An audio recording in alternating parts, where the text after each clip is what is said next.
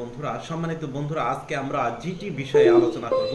আমার একটা কাস্টমার বরগুনার আপনার ওই বরিশাল বিভাগের পাথরঘাট উপজেলার একটা কাস্টমার ইউটিউবে ভিডিও দেখে আমাকে 3টা জিটির কাজ দেয়। আমি 3টা জিটি করে দেই। একটা জিটি হচ্ছে গোপালগঞ্জের, তিনি বর্তমানে গোপালগঞ্জে থাকে, তার স্থায়ী ঠিকানা হচ্ছে বরগুনা মানে বরিশাল বিভাগের।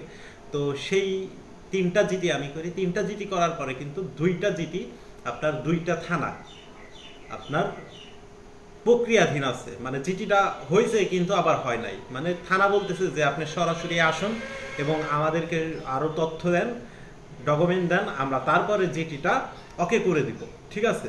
আবার আরেকটা জিটি, মানে 3টা জিটির ভিতরে আরেকটা জিটি অলরেডি নিষ্পত্তি দিছে, কারণ আমরা এক থানায় 2টা জিটি করছিলাম প্রায় একই বিষয়, এবং আরেক থানায় আরেকটা জিটি করেছিলাম। তার মানে একই জিটি যদি আমরা একাধিকবার করি, যে কোনো একটা জিটি বাদ হয়ে যায়। এবং 2টা জিটি 2 থানায় করার কারণেই কিন্তু তারা এটা আপনার ইতে রাখছে, জুলাই রাখছে।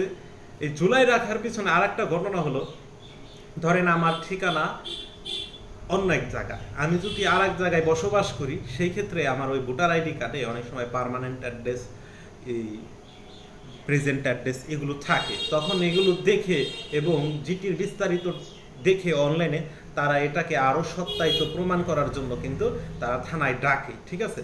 তো এই বিষয়গুলো আমাদের মাথায় রাখতে হবে, এবং জিটি করতে গেলে অবশ্যই সঠিক ইনফরমেশন দিয়ে আপনারা যদি জিটি করেন, সেক্ষেত্রে আপনি কিন্তু ঘরে বসে এই সেবাগুলো পাবেন।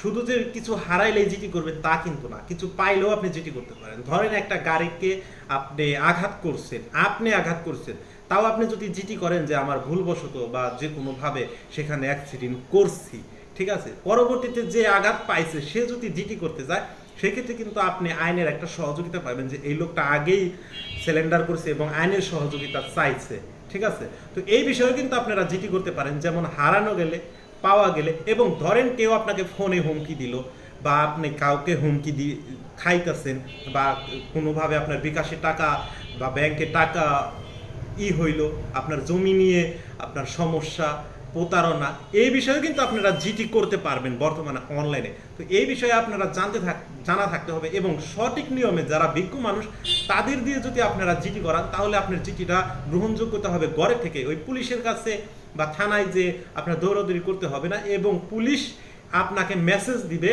যে অমুক তদন্তকারী কর্মকর্তা আপনার জিটিটার দায়িত্বে আছে, আপনি তার সাথে যোগাযোগ করুন, এবং সেও আপনার সাথে যোগাযোগ করব। এবং যদি না যোগাযোগ করে, আপনারা কিন্তু অভিযোগও করতে পারবেন সেই অনলাইনের যে অপশন আছে সেখানে, যে আমার জিটির বিষয়ে কোনো তথ্য এখনো নেওয়া হয়নি।